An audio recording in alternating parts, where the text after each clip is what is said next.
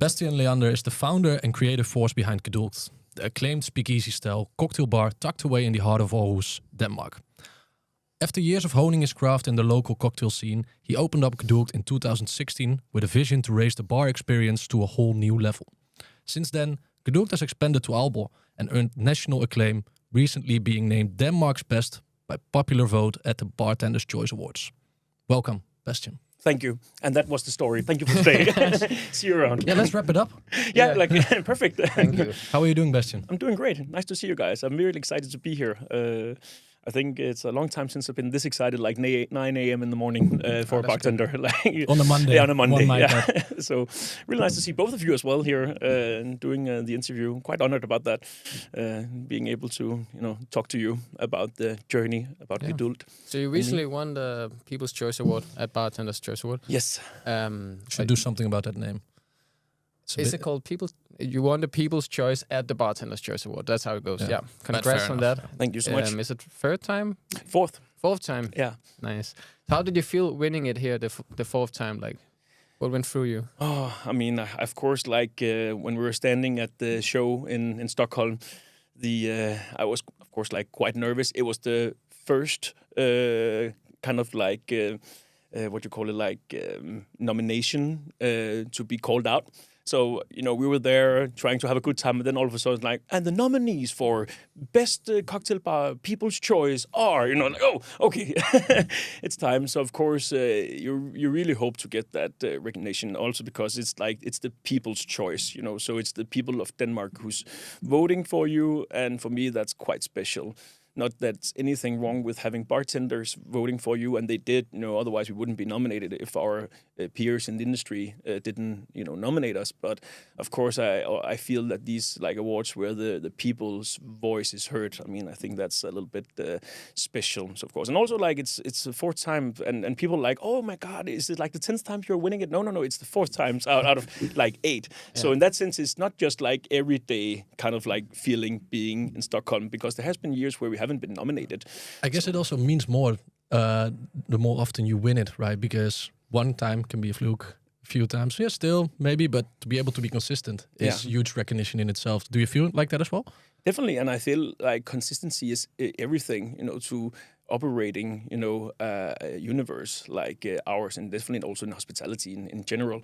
I mean, you can have 1 or 2 good nights and the guest will remember you for that, but coming back as guests time after time and still have like that consistency, that's key. So of course, when we win, the town's best awards like Aalborg Awards and what's called like Byens Bedste in Aarhus, and we also get nominated in those categories and win those prizes. I mean, like it's also like for the staff to see, that their work, is paying off.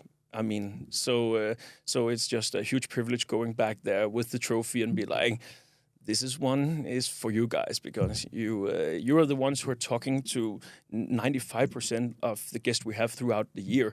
Me and my partners, Tan and Mia, I mean, I think if we're really going at it as like maybe 5 or 6%, even though that we are there every weekend. But having 150 guests at the same time in both Aarhus and Aalborg, of course, we cannot reach everybody. So that's why we have like 10 staff members who's is passionate about cocktails and service, going around and preaching about cocktails and giving the guests a great experience. So one thing I noticed is that after winning this award, you made this kind of heartfelt LinkedIn post.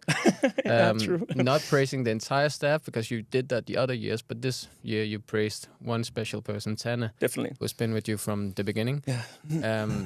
Can you put some words on that? Like what does it mean to have good partners, and why her in particular? I mean, first and foremost, I did start the speech by, I know that the staff is watching back home. Congratulations, guys, you did it. That was the first thing I said, because it is still,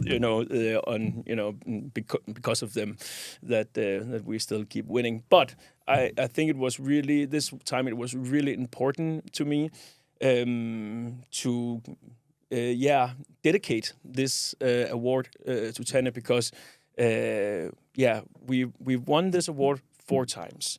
And Mia, my other business partner, has also won, Best Bartender. So it's quite obvious that it's and now I'm sitting here, so it's quite often me and Mia who's getting the attention because we are bartenders working in a cocktail bar.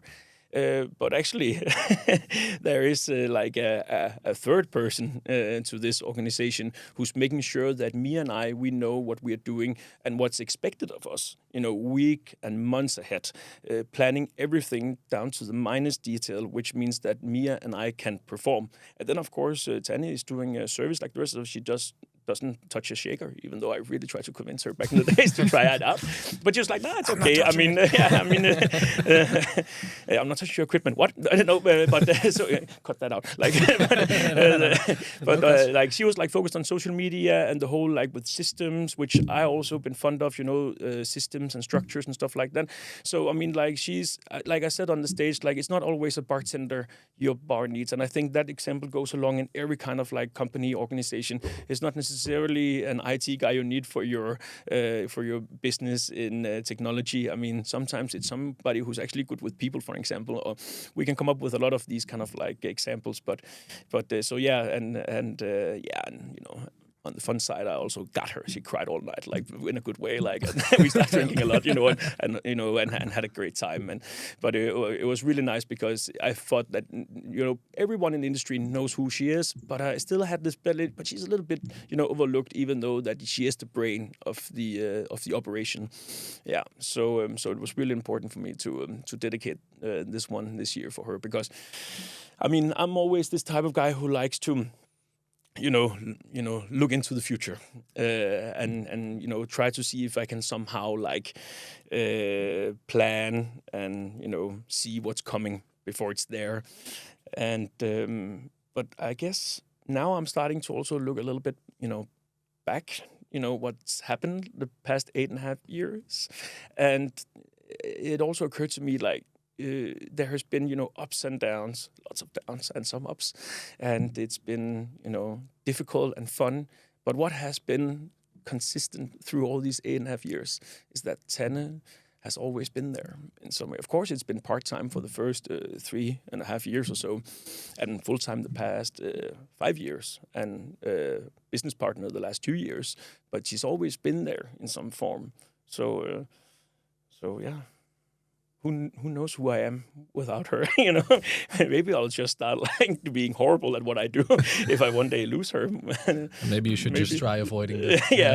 With all my power. Yeah. We just touched upon the importance of consistency. Like you opened up a second bar in Aalborg 2 years ago. Yes. How is it so far for you guys to maintain consistency? What do you do to make sure that if someone comes for a drink in Aarhus and they visit the Aalborg location afterwards, they actually get a similar sort of drink? Yeah. I mean, we have the same menu, of course, in each place. We had the discussion if we should open a cocktail bar in Aalborg, being a cocktail bar with creative drinks and craft cocktails. And I was like, I really wanted to be a Gedulgt, because that is my heart. That's what I, live for. Work-wise, and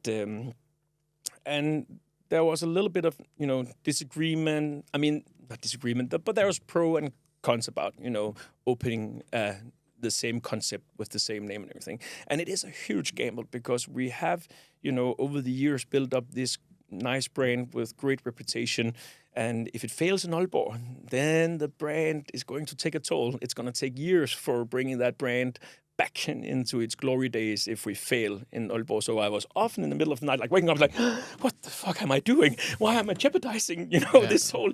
But I was so. But when I got up, and away from my nightmares, I mean, then I was just like, oh, but I need this. I need to push myself. I need to get off my comfort zone. I need to challenge my concept.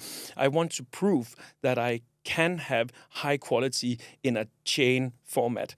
So we start working on this in 2021, just with the like going to the playground and be like, let's just imagine we have 2 places. It could be fun to activate this kind of like thing in our bar. But would it also work if we had 2 places? What happened, in that particular playground game was that every decision we made regarding regarding a new thing at Gedulgt Aarhus, it just got super, super sharp, if you know what I mean.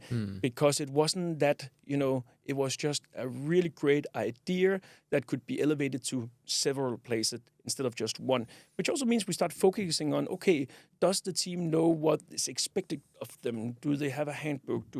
Can we somehow also, like with planning of work schedule, can we somehow put more information into their shifts so they have that kind of like, I know what's expected of me. So I know there's this big group coming in. I know we have a cocktail workshop upstairs, and trying to kill all the noise around our staff so they can just focus on one thing and making as many people happy as possible, which is super hard. But it's really important to kill that noise around them. We know cocktails. We spend a lot of time creating new drinks. So, of course, they can be challenging and not for everybody. We have, some cocktails that some people love and some people that's not so fond of them. But then we have some other drinks that they like instead. So I mean, like that's our craft. That's what we do. But it comes down to it if people like us and they find us, fun and having a great vibe in there. So that's, for me, is the most important kind of like consistency, and that brings us down to our colleagues and our staff members. So that's actually what I've been most focused on the past 4 years of Gedulgt, and especially when we opened in Aalborg. I was like, okay, so we have every system and structure in place. Now we just need to roll it out, and it worked like a charm. I mean, in Aarhus, even though I wasn't there the whole 2023, and it sounds a little bit like pretentious, but with Mia, with her hands, on the steering wheel, and Tanne back and forth in Aalborg and Aarhus, together with that team, they created 21 times 5 stars review on Google. And if people out there have an account on Google with a company or something, they know how Google can be with reviews. So 21, 5-star reviews in a row. And the record in Aalborg for 2024 was 19 5-star in a row. That's because we keep it so simple. It's all about making people happy. So when people are like, "Oh, Bastian, there was a lot of waiting time. Is it okay I give them snacks?" Of course, you don't have to ask. Yep. Just do it. Oh, okay, cool. And then they come up like, they were so happy. It's like, yeah, isn't it easy? And then we, of course, work on, getting better and faster and stuff like that, and optimizing things, of course, so it doesn't happen again. So it's not like just free snacks, all night, of course. But yeah. So, but that is really the art form of keeping that consistency and finding out where is the consistency lying. Because I think a lot of people would be like, okay, so now we open 2 places. Now we need to be even wilder with the cocktails. Now we need to elevate our cocktail games. Like, yeah, just keep a focus on your craft, but actually consider all the other aspects. When we opened in 2023, actually before we opened in 2023, when we announced for the staff in Aarhus that we were opening a Gedulgt in Aalborg, that was actually one of the most tricky things I had to somehow, find the recipe for. So I think I actually tried to, in the middle of 2020, like state to the staff during a staff meeting, like, so, we've been operating this for now 5 years, 6 years soon, and I've been doing a lot of speculation about the future and, what's going to happen to me. And, I almost, started to make like a farewell speech, kind of like, and then I was like, and then I turned around and be like, I love Gedulgt so freaking much. I'm not fucking leaving. I'm not fucking leaving. They have to pull me out. Okay. I was about to launch it. But the thing is, none of them started yelling Wolfie. At this one here, they didn't, and it was more like, so we come up with that we want to have another Gedulgt. Going from those 25 people, of course, feeling special because they're individuals and they are so passionate and they're so great at what we're doing. But now we take away the kind of like that Gedulgt can only be one place and be like, what, you think that somebody can come in and do our kind of jobs? Like, no, not necessarily if we just ask them just to do it. But of course, with us guiding them, I think we can find talent in Aalborg, as well. That wasn't being said on the staff. But that was like the kind of like little bit of the vibes, like, oh, okay. No questions. It's like, oh, okay, a little bit like, okay. And then staff meeting after staff meeting for 6 months, I was like, any questions regarding Gedulgt Aalborg? Yeah, so there wasn't this kind of like excited atmosphere around it. Like I was walking around with. Why do you think they didn't have questions for it? I mean, when I really tried to poke, there was like one of my former employees, he was like, is it going to be the same menu? Thank you for asking. Like, just something like, yes, it's going to be. We're going to try to keep the same menu, but my vision is that we can have 3 cocktails from Aalborg and 3 cocktails from Aarhus that's changing every 3rd month, like we used to, but on the same menu. So you can like see the creativity from Aalborg and the creativity of Aarhus, but in both places also. So the people of Aalborg and Aarhus can have that kind of like, we can feel that this is bigger than just like a one town kind of like thing. Fast forward 2 years later, now we're doing separate menus because we don't want to get our hands tied, in having that whole, what kind of thing do you make? How should I adapt to that? But again, like, so it was these kind of like simple questions and be like, and then there are a few of them, it could be fun to do service in Aalborg. There was a few of them who was like, a little bit like open-minded. And I think a lot of them was actually okay with the decision, but it wasn't like New Year's Eve kind of like announcement. And then I think it was in October, November, where we were quite, I wouldn't say far in building Gedulgt Aalborg because it took like 10 months and we spent like 3.5 million on that project. It's like an old building from the 15th year. You've been there, but old building from the 1500s where it's like, there was a lot of stuff to do with that location. And then we met up at staff meeting. Everybody, was already sitting and waiting. And I came in and be like, what, guys, what are you doing? Like, we're having a staff meeting. Oh, come on, guys. Grab your coat, let's get out. And then they grabbed their coat and went out, and I had a bus rented for us, and they went into the bus, and I started handing out the papers for today's staff meeting, and we went on the highway, and they could see we were heading up north, but I didn't say anything, but it was like, we're heading up north. And we did the staff meeting in the bus, and then I just basically like the paper and be like, I have nothing more to declare. And then I just sat on the front seat, and they started laughing, like, what the fuck is going on here? And then we, of course, arrived in Aalborg. And I started handing them out the plan, the drawings for how we were thinking that Gedulgt should look like inside of this building. It's like 270 square meters, so a little bit smaller than the one in Aarhus because it's around 300. And then we just went into this like massacre of, like building, a bar.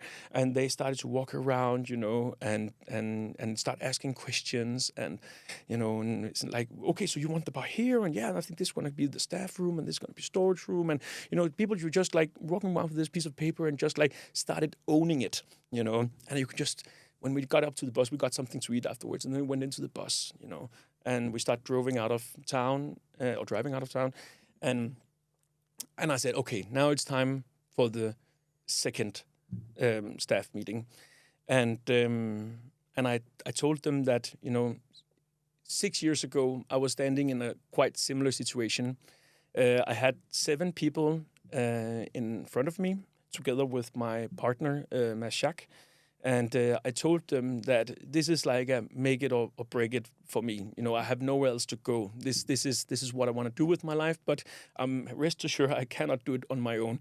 So if you guys, which was my first employees, you might remember Christian because you're sitting amongst them, that if you could help me, create this place, then my loyalty will go over, dimensions. There is nothing I will not do for you. I will, drive in the middle of the night to pick you up if you're lost in the middle of a field somewhere. But I need that loyalty from you, and I need you to help me. And I said that to the staff in the bus, and it's like, and now I'm here again, down on my knees. I'm not able to do this if you don't have my back.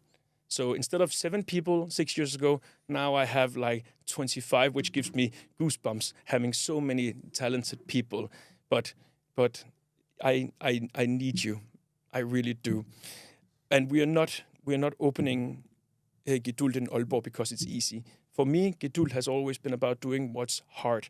It's hard opening a cocktail bar in a small town like Aarhus without any signs on the door and just rest to and hope that somebody will walk in and have a nice experience and then start yapping about it out. So Gedulgt has always been about doing what's hard, serving bathtubs. Then you get in, then you come with a plastic bathtub, like, please love us. Like, please make a what are picture. you doing? Like, this is not a cocktail. Like, and then so we don't do this because it's easy. We open in Aalborg because it's hard, because it's what pushes us forward, it's what brings us out of our comfort zone. And then they clapped. And then you felt the rest of the trip, just like the bus and the energy was so different. The next staff meeting, so different, a lot of questions. And what happened when we opened, we brought them up to, of course, for the reception, first and foremost, but more importantly, like, then you 4 people are going next weekend, where we, of course, pay for transportation and everything.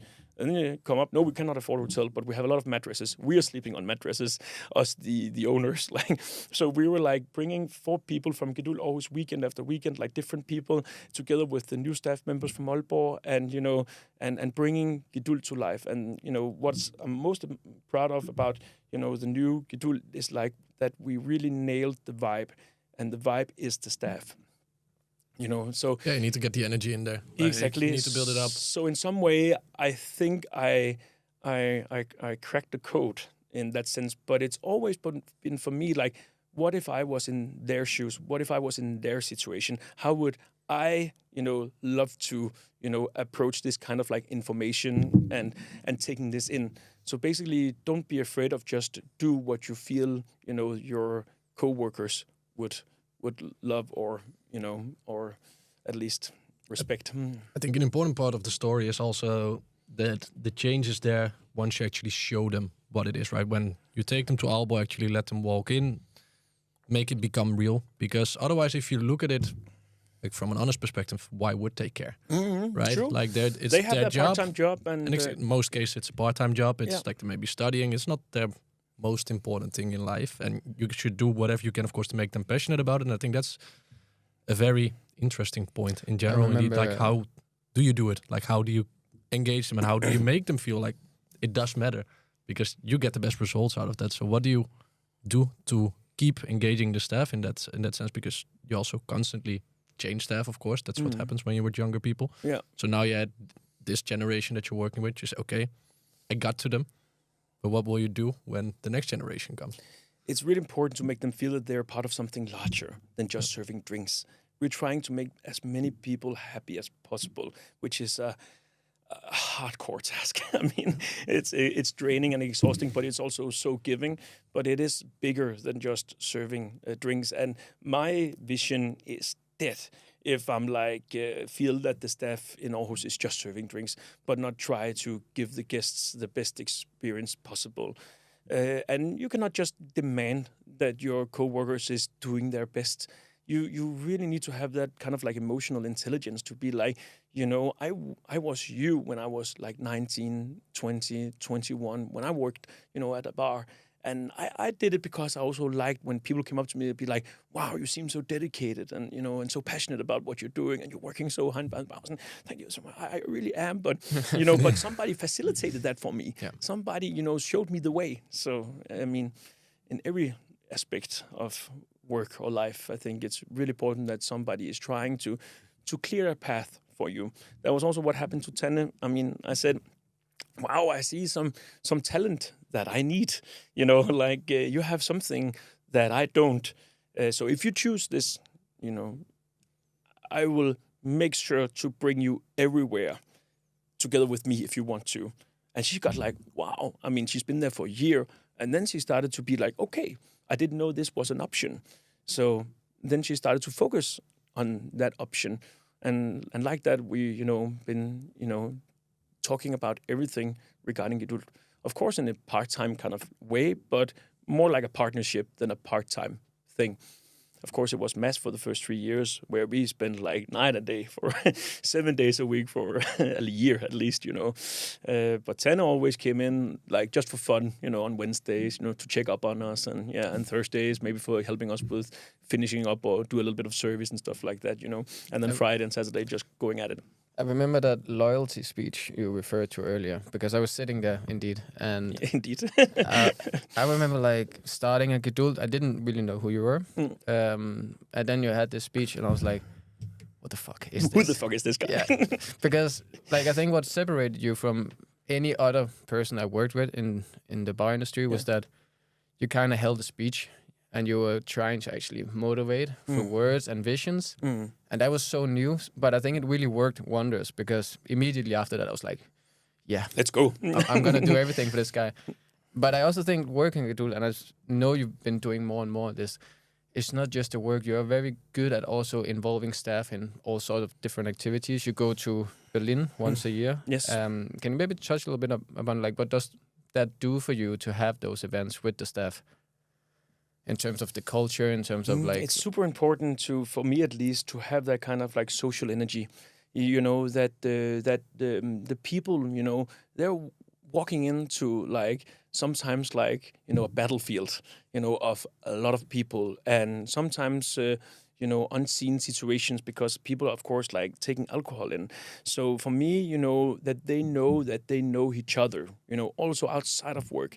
I really like the diversity. I don't know if you noticed that when I'm hiring, I like different people. I like people that has nothing in common with each other except that they like cocktails and hopefully also like serving guests. Or that's at least something that's going to come down the road. They, you know, hopefully realize. I had a few where be like, thank you for the trial shift. When do I come behind the bar again? Because you said I had to start as a waiter. It's like, yeah, you need to start, you know, knowing your guest first, and then we're gonna bring you behind the bar in like 3 months or so.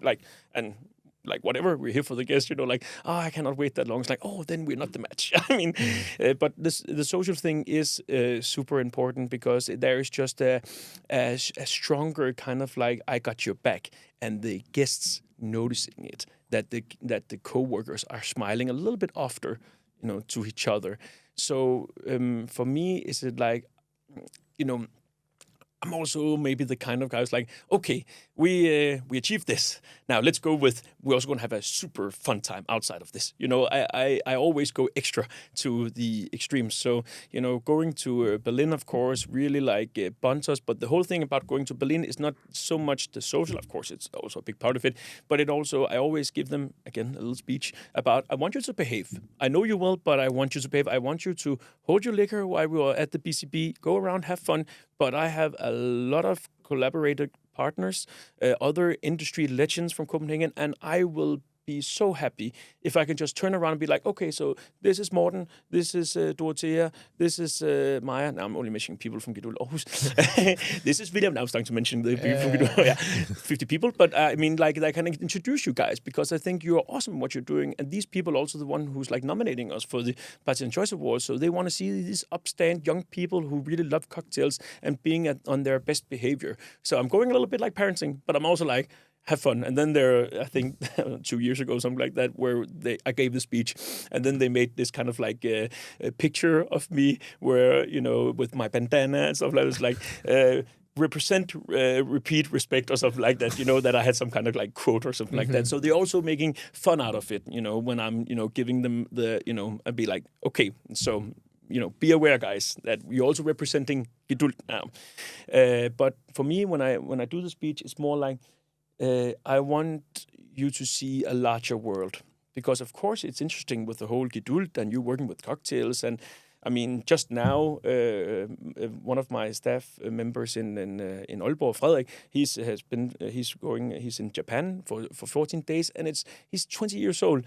And you can see like on every third day of him in Japan, he's in a cocktail bar.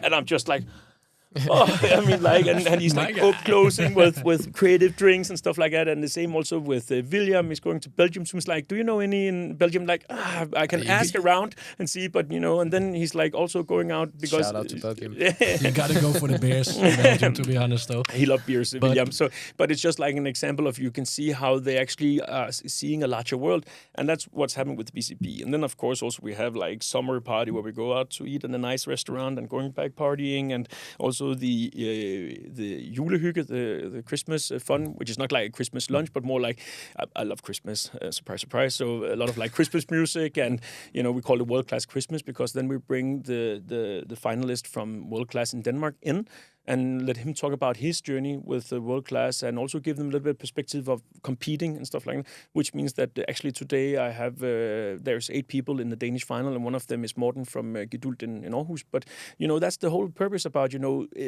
give them the, you know, so they can see the opportunities there, even though they're only part-time. That was also when I started competing in World Class. I was also just part-time, and 20 or 21 years old, but before you know it, you just need to make 3 good drinks. Like even though it's a competitors who's doing for 10 years. Yeah. And when you go to like Berlin, like both teams come, right? Like Aalborg, Aarhus. How is the chemistry between both teams, and what do you do to? So we started out 2 years ago by dividing them into groups where we mix like 4 or 5 people, and then we sent them out on challenges. So find this industry legend and take a selfie, or find this mezcal, or like check 5-10 points to like just examples of the difficulties. It raises in percentages. Then we go for that for 1.5 hours, because then they also go out to explore this huge arena in BCB.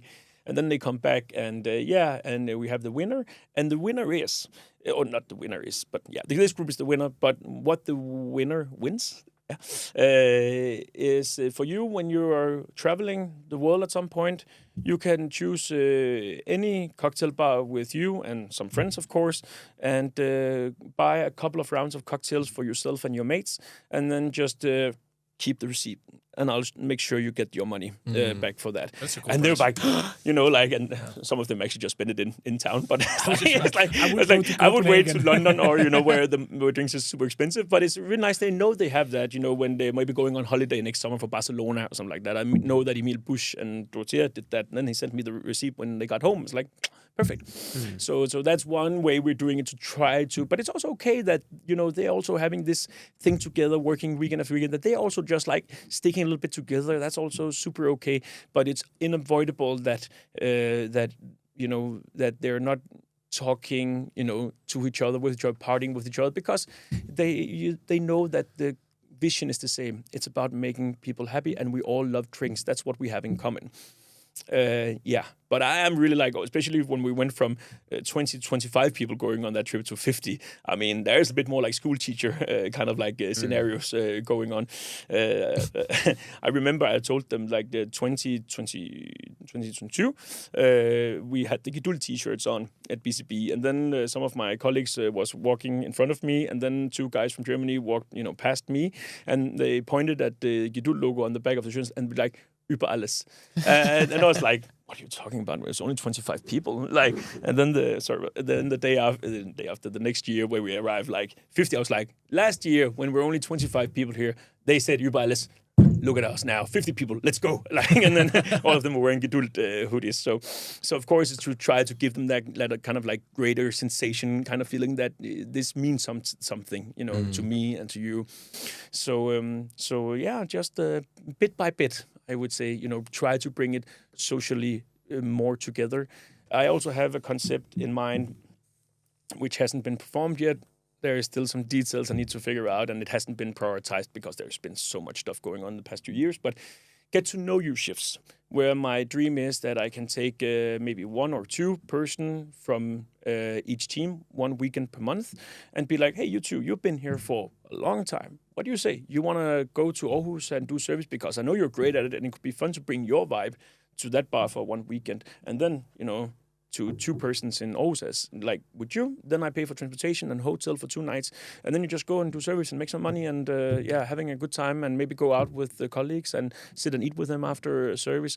Get to know you. It has nothing to do that you need to go up and teach them something, or they need to teach you something. It's just you going up there. Then there will be some cocktails that you are not familiar with. We need to just explain them to you when you get there. But that's one of those situations again where I would be like, okay, so if I was a part-time employee of this construction of Gedulgt, what would I think would be awesome? And then it hit me like, oh my God, a vision that my boss would send me on a train, to go do service in another town because he thinks I'm good at it. Like, and I think all of them are good at it. And I'm like, could we do it more weekends? But I think also like, what's it called? Like administration wise, I think it's going to be a little bit like a lot actually for Tanne. I sometimes also think about Tanne. Great idea. She's overworking as it is, So that's also one on, the things that's like on the table that I would really like to pursue. But I just need to like figure out the last detail about the financial part of it. It's still a bit tricky. When you have 50 people, like I guess it comes with challenges now that you didn't have when you were like 10. Can you maybe touch a little bit upon that? Like, what has been the biggest challenge of growing as a team? I promised myself when I went in here that I would be 100% honest. So here we go. Fasten your seat. It's okay. I think it's no surprise when I speak the words. The biggest challenge, about then having two operations. Of course, one, you cannot be around them all the time and guide them. You have to like choose. Okay, so me as in Aarhus and I'm in Aalborg, and fingers crossed. And it has worked like a charm. And like I said before, our systems worked in terms of how we operate, the place. Like one guest said to me, like not long ago, like they got their processes under control, and I got so happy. I overheard it, and she was like, "You heard that?" Yes, I did. I just got so excited because a lot of people are like, "Wow, they make great cocktails and such a nice atmosphere and vibe. We're gonna come back here." And I'm like, I'm also thankful for that kind of like praise, but it's because we have the system and process in place from when people walk in to how we're handling our guests.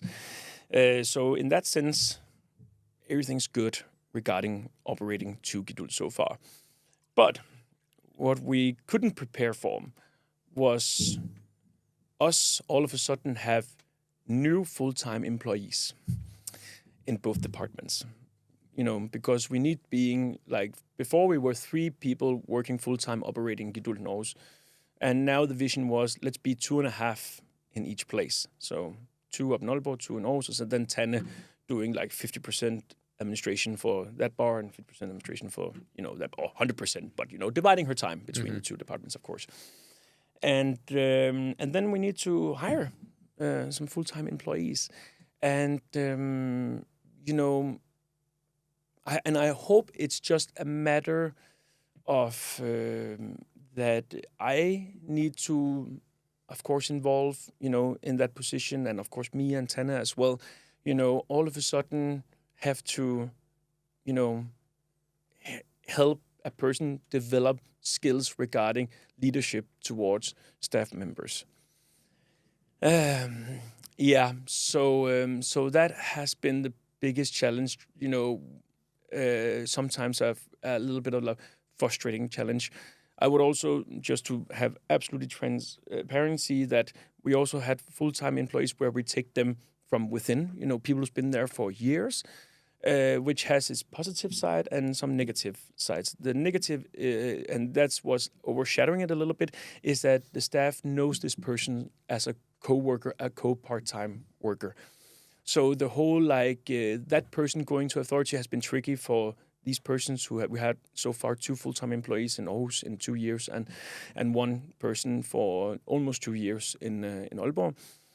But the thing about the person in Aalborg was that person came from Aarhus, going into a full-time position as the bar manager in Aalborg, so they didn't know that person from the beginning. Now they actually have a fresh start as the manager in a sense. And a fresh start, definitely, but also the most hard, start you could ever imagine, because he went through personal tragedy in his life regarding a family member 2 weeks before we opened. So that was also for me like trying to balance, that, of course it's a fucking hard job, opening a bar, even though that it's a concept that we know of, it's a lot of hours and it's stressful. A lot of uncertainty as well. A lot of uncertainty as well, and so that really brought us close, I think, me and the former bar manager of Aalborg. But it's also been sometimes like, okay, so is it because he's grieving a little bit extra this month that this situation happens and he's not feeling like on top, or is it just because that's the way he is? It's been such a where it's like. Are you a little bit bummed out today just because you overworked, or is it something to do with the tragedy you went through? And then we have the situation always where it's like, are we still friends, or I'm a bit more your boss, or So there was all these kind of situations for the past 2 years, which has been a little bit draining, because back then it was just me and Tan and I just sitting, eating lunch, and be like, okay, let's do service and talk to all the staff members, talking to each other. We knew what's going on all the time. And now we can feel that, it went from in here to out there.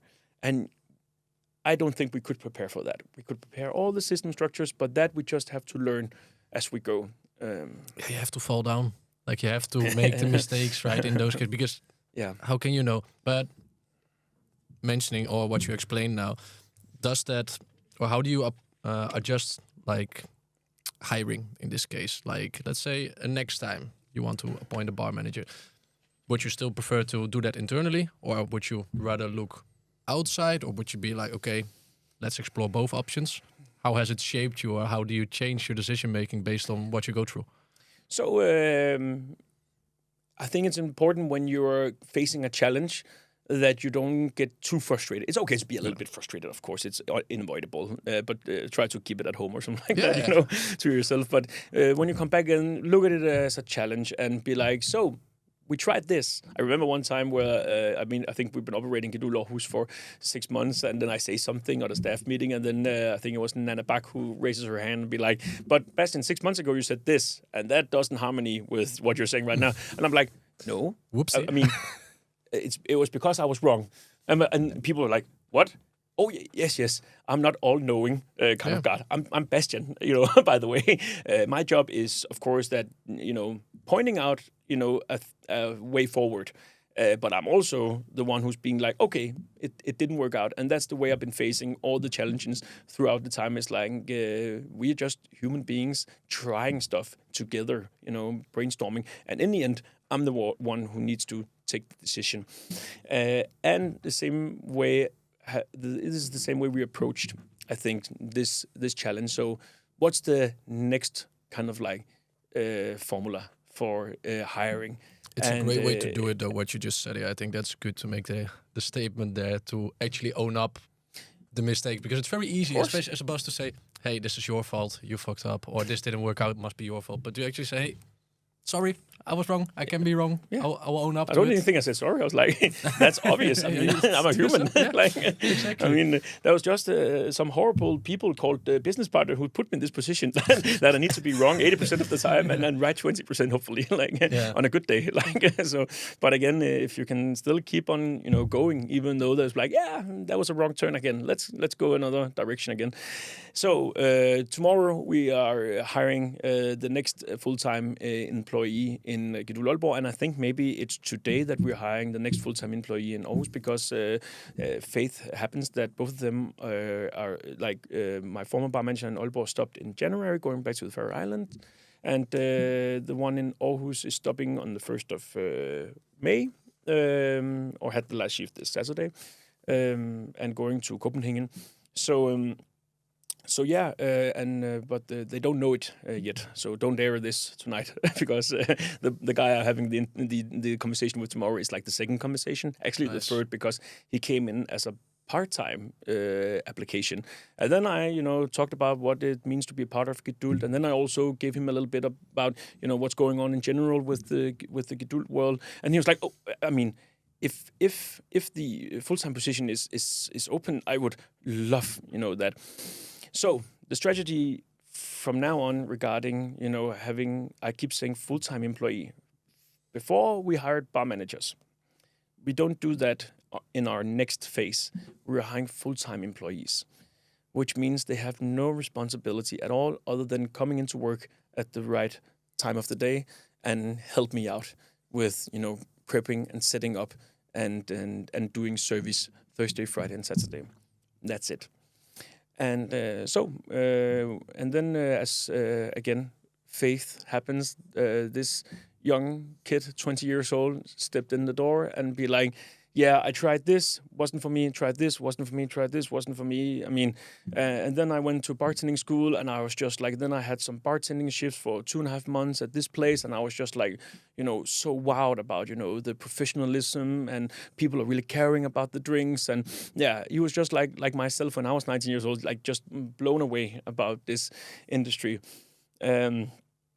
Yeah, and then we had a really nice chat with him, you know, the second time with Tan and Mia and I, where we had like, I think 4 people coming for the job interview for a full-time position. And afterward, he was the last one, was like, yeah, when we said goodbye, it was like, yeah, but just, you know, I have sweaty hands, you know, like, it's just like, and, you know, a little bit like I said, Tan and Mia, that's what I want. I want something who is like passionate, but also a little bit desperate, to actually succeed, because we had applicants who's been like, yeah, so I'm done with university and I think it could be nice to try out this industry, and be like, oh, you have a plan B. I would really love if it was a plan A kind of like person I'm getting, because then I will invest all my hours. And tomorrow we texted this guy. I want to say his name because I think it's a rude just saying this guy, but I mean Malte, and Malte replied, yes, I would like to come in for a second talk with Bastian. Is it like a test? Should I read up on something? I'd be like, I know we call it like a second interview, but it's basically just me wanted to tell him that he got a job. But we were like, no, it's not a test. And Tanne screenshot and be like, oh, that's cute. And then I went back and think the test of his life. Like, you should actually prepare. But yeah, I think you should for the sake of it. Prepare for being, my right hand in the Gedulgt life. And the same goes with the guy we're hiring in Aarhus, Christian. 25 years old, didn't talk anything about, school or university. Not that it's a bad thing, having a degree at all. But been bartending in Horsens and started at a place called Unda. But apparently there was something about like the change of leadership in that organization, and the drinks was from high quality to a little bit lower quality. So it wasn't for him. So he just went back to doing like bartending and clubs and stuff like that. And now he's moving to Aarhus because his girlfriend is about to studying, and he really would like to, keep on being a full-time, bartender. He wants to learn about cocktails, like great cocktails, and about, managing, people and stuff like that. And we were just like, after he went out the door, like, perfect. I mean, for him also coming home and be like, I sorted my life out, in Aarhus, honey. You are going to study, and I already got my full-time job. It's this great bar in Aarhus, etc., etc. That's also like a bit back to the whole loyalty concept. That's actually the only thing that really sometimes can put me down, is I'm feeling like this kind of like in loyalty, or what's it called? Like, I don't even know the word. Disloyalty, I don't even know the word. But because I'm so fond of loyalty, I think it's a beautiful thing. Also, come up and be like, it's not great, Bastian. Thank you for your loyalty. I'm glad you're telling me this. And at the same time, also like shielding me when, somebody is trying to hurt me, So, and the same might go around for you and be like, I will protect you with my life because we trust each other and we have each other's loyalty. Even though it means that you need to move on and or work in another bar, that's still loyalty because you come to me and be like, I want to try out new challenges and be... I mean, I think we sent like 5 or 6 people from Gedulgt Aarhus who's still, making a living out of cocktails, which I'm quite proud of. So, but of course, I mean, like, so that loyalty of like, when they ask me if I want to talk to them about, maybe opening their own bar, the ups and downs, and I was like, yeah, I would like to talk to you about the downs, but I would also like to talk to you about the ups. Yeah. So it's also cool to just be open for that, right? balance. To also show them like, hey, it's fine. Like at some point you might leave, and it's totally fine. I'm here to help you when that happens as well. Yeah. I think that's a great attitude also to show it towards them. Yeah. Now, we have talked a lot about the challenges, but also like, I guess the lows and the highs of just working with a lot of employees. Another thing that is definitely a challenge in most bars, restaurants for that matter, profitability. How has that been in general with scaling or adding another location to it? Assuming that comes from a well-performing location in Aarhus.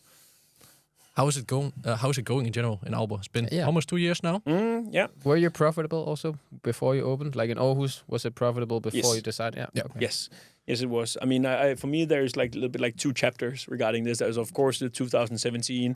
Nobody like knew about Gedulgt, and there was this rumor going around that there was this hidden bar. Of course, it was just for me and my friends, and my staff, And then people start walking in. We would like a drink. What? Like, and okay, I need to pay rent. Okay, that's a good idea. You're getting a drink.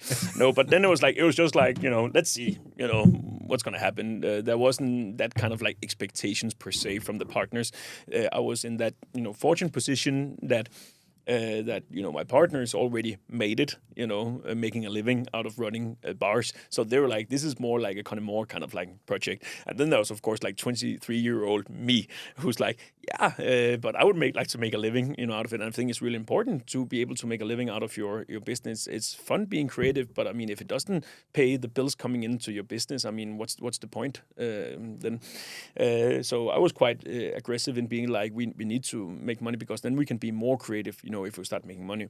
But again, like 2017, I was like sitting, not 2018. I remember sitting the first time with the accountant and stuff like that and my partners, and we're like, yeah, okay, so we made a profit for like 400,000. I don't know, is that good? I mean, like, I had no. I mean, at 23-year-old, I had no idea. It's like, it's okay, Bastian. Like, okay, and going up until like I think it was the end of 2019 or probably in the April or something like that when we got the.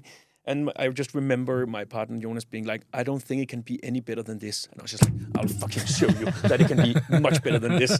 So we went through the 2019 and we did an amazing job, both in performing with the guests and also in terms of revenue and stuff like that. So in January, and this is going to come out like quite awkward, but I told my full-time employees, Mads and Mattis, at that time in January 2020, that we need to have a meeting because I'm a little bit worn out, and I think I have a little bit like, it's been going so well, kind of like depression, that I can see, how we should top the previous year. I mean, so I'm a little bit like, I feel a little bit down because from 2017, 2018, 2019, I'm always like, yeah, but we can also do better in this area, It was just, I love being at the playground, building the sandcastle, and also remove some of the castle from time to time and build something new. But there I was like, oh, it's just been so good. It's just so good now. And then we shut down the country, and I was like, okay, I didn't mean it like that. I really started to feel like, oh, okay, there is something going on. Like, there. I cost the whole entire world because I was a little bit like, oh, he's doing too well. It's going too well. Yeah. But again, on the other hand, I really also needed to recharge, and I think actually that was the case. So yeah, profitable definitely, but recharging is just as important as making a profit, maybe even more. We often talk about overskud. What is that word in English? Overskud. I mean, of course, like profitable, you will use that in business, but in Danish, when you also like mentally have, like overskud, that you're on top of things, so to speak, exactly. like mentally. But in Denmark, you can use that kind of like on top of things, both when it comes to being profit, but also like mentally. You could say and the I same think in sometimes Dutch, it's like that business owner are using it the wrong way. They're talking about, I want to be on top of things financially, and then my on top of things mentally needs to, I need to think about me at the end of this. And I'm like, I wanted to, with Gedulgt, create top of things in my mind, feel that I have a good workplace, that people thrive in here as co-workers, and hopefully then the profitability will arrive later. So that's been my first and foremost. We need to be on top of things and be profitable in the way we feel about going to work. So being shut down, I was like, I have such a long to-do list. So we started, going through that to-do list and got everything sorted out, doing lockdown. And then when we opened up again, I was just like so happy just to be able to serve guests again, that I didn't think about being, the best of the best and being successful. I was just so happy about bringing people in. So we were really profitable again in 2023, and we opened in Gedulgt Aalborg, and also made we had high, what's it called, like expectations. Yeah, also that, but like we did a lot of money in Aalborg. I mean, but we also have so many costs that we didn't make any dime, in 2023, and also the same in 2024. It's looking better in 2025. We also have investors in it, right? Yes. We have invested a lot of 3.5 million in Aalborg, of course, and so it's been 2 years without us bringing that money back into from the investment we made. And that can also, of course, be a little bit frustrating. But at the same time, me and my partners have been like, but what, the world has also been crazy with Corona, to the war in Ukraine, to the election in US, and the inflation, etc. So we also know that there is something going on this kind of like niche market, and thankfully I can feel that it is also happening to a lot of other of my colleagues. That I mean, people are still going out, and people do have a little bit of money on them, but it's like they're a little bit like, why should we celebrate? I mean, when the world is so uncertain, So we can definitely feel that it's not just, we need to really be careful about how many products do we take home in our storage room, in terms of having the liquidity, and also in terms of the salary percentages. We are starting to be super aware about that. Plus, our rent in Aalborg is higher because we have a super like A location, which is not Jomfru Anegade, but really close by with all the restaurants around. And that's also a new reality for us. So in that sentence, we actually learned to have a sharper business in Aarhus by opening in Aalborg, but also because of the circumstances in the world, like we try to like see if we can tighten it in, so to speak, in good ways, where it doesn't affect the staff too much. We still go to BCB and going to have all these events and parties and stuff like that. That's super important for us. But how do you try to optimize cost, like throughout a shift? If it's like less busy than expected, do you send people home, or like do you do these small concrete things to try and optimize? We have an opening and closing responsible who's looking in to that kind of like situation if people wants to be off. But of course, I mean, thank God the freezer is invented in terms of syrups and juices and stuff like that, where we're really trying to. We throw out, egg yolk and cream. I mean, that's basically the only thing that goes out. Because we only open on Thursday, Friday, and Saturday, which means that Saturday is super important day for breakdown. We need to break down the bar because it needs to rest for Sunday, Monday, Tuesday. Wednesday, we're starting setting up, but it's still resting a little bit. So we're switching off all the fridges and the freezers and then storaging everything the correct way. And then we can bring it back again to life on Wednesday. So in that sense, we have been, but that's also just because you think it's just like healthy mentality, don't throw as much away, I mean, just trying to, keep everything, But use it again and again. I feel like, at least when I worked for Gedulgt, it's like you rather have always being a little too overstaffed rather than risking being understaffed, right? So that tells you a story that you still prefer good service over like low salaries, right? Yeah, definitely. And do you believe that the service itself is the ultimate thing towards profitability at the end of the day? Then, like, if you know what I mean? I do. I mean, everybody can make great cocktails, but it's not everybody who can make people feel good, and it's super important that you have enough people on to be able to get around to everybody to make them feel good. That's actually the sentence I'm mentioning in my speech when we have the Christmas hygge. Is people will forget what you said, people will forget what you did, but people will never forget how you made them feel. And that's the whole vision and idea. So of course it's super stupid to be overstaffed, but wow, the times where we've been like, we have a floater walking around, and like, we have a sick leave. The floater just jumps in, and then we don't have the 1-star reviews.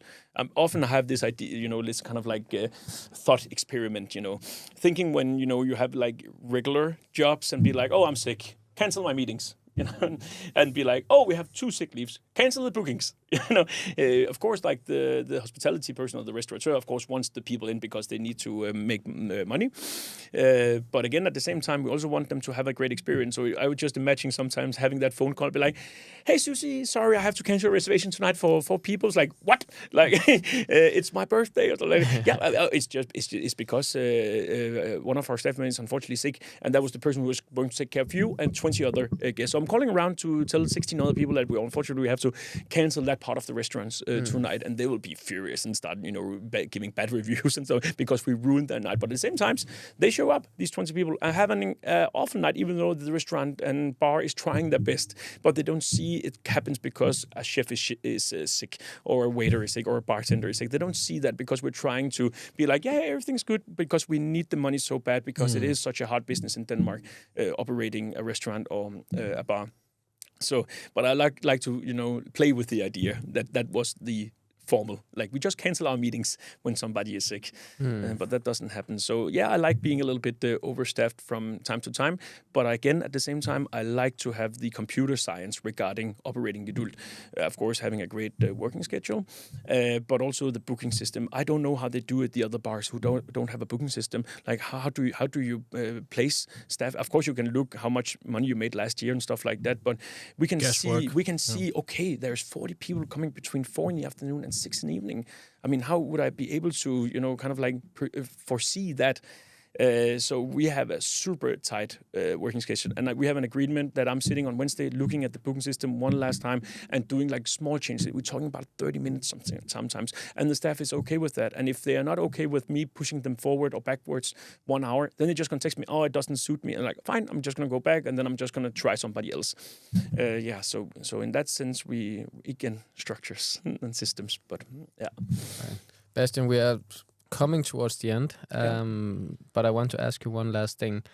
So if you had to give like an advice for yourself back when you were about to start Gedulgt, or let's say someone else out there listening here wants to start their own thing, or maybe just did, what would your advice be for how to kind of balance the ups and downs, both in business but also in personal life? And we have 30 minutes still, right? More like a few minutes. Yeah, you got it. That's fine. Take your time. Yeah, I mean, first and foremost, I would... and that was actually a little bit what happened, that I don't want to hear it. You know what I mean? People would be like, could come, as a prophet and be like, let me tell you what you're going to go through, with this thing you're about to open up. It's the same thing as when people get babies. Yeah, right? Like, you're going to love it, you're going to love it. And then the baby is this is awful. Yeah, haha. Welcome to our world. Kind of like, so of course, like, when I'm, having, some of my people in and have that debate about, opening a place and stuff like that, I'm really putting it down, like, how much money you need to earn in terms of, because then they say, okay, I have this place, it's like 500,000 per year. It's like, okay, I can quickly calculate that. It's more like these kind of scenarios. But, for me, and this can sound a little bit too much, maybe a bit too extreme. But for me, if, what I didn't know back then, but in some way, I probably did know that this can potentially, and again, it's going to sound a little bit over the top, but this can potentially cost your life. Because you're extreme, Bastian. I mean, I remember one of my colleagues who, like, when I was like these 24, 25, and we were walking around doing service, and she was like, "You look dead, Bastian," because I was just looking so exhausted. But I just keep on pushing, because I wanted it so bad. But again, I could easily, where my heart just go like, this is too much. You barely slept, for 2 weeks. And then combined with the stress. Exactly. It, yeah. But at the same time, I remember also having this kind of like, it's my thing. If I fail, I want it to be because of me. If I succeed for some period, because I don't really believe in the whole succeed thing, because, I mean, what does that mean? I also wanted it to be because of me and my colleagues. I remember I had a chat with the bar manager at a bar. He has been there for ages, and he was older than me, of course. I was 23, he was in his 30s. And I talked to your partners about maybe it's a good idea that I come in. I was like, oh, okay, thanks, X. He's a really nice guy. We still talk this day. That would be awesome. Yeah, I think also it would be good for you to have some help. And I have a lot more like authority. Due to my experience and age than you have. He told me like 3 weeks before we opened, and that guy never stepped a foot inside of Gedulgt. He was just like, yeah, you're probably right. I was like nodding and being, yeah, sure. I never picked up the phone when he was trying to get into call, because I don't want, somebody looking back and be like, it's also because he got, this. I want it to be me, because, for what I would give for advice, and, it's like, it is so connected, Of course, you can have a job and have a workplace, and then you can have, life, like private life and stuff, and you like that kind of balance. For me, having your own workplace and building your own thing, it's just like going through life. So it is me, and it's also Tanne, and it's also me. It's all of us souls putting into this, and it's crazy. I'm talking about having a child. It's crazy you're able to go to those kind of extremes, because it's just an organism, you know, that's always living and goes ups and downs, and really need to work hard for it. So, of course, like, go for it. That's also what I said to my former partner, Mads, when he said he would open a new place. And go for it. You know, I'm not going to tell anybody to, you know, prevent them from following their dreams. I did the same, and I haven't regretted it a single day. But rest assured, it's life-changing when you're going, you know, in there. And it's not because, like, of course, also when you're having a tile within a company, yeah, that's also hard work, you know, and putting the direction and the vision for the company. But, you know, literally putting money up on your pocket and be like, I can lose, like, for me, it was 400,000 we opened in Aarhus and 600,000 in Aalborg. I can lose this, but most importantly, I can lose my staff. You know, I can lose this. What we got Gets more personal. It gets more personal. I mean, and that's why we are ready to go to extremes. Yeah. Thank you so much, Bastian. Yeah. For today, You're in general, welcome. Thank you it was so a much pleasure for having talking to you.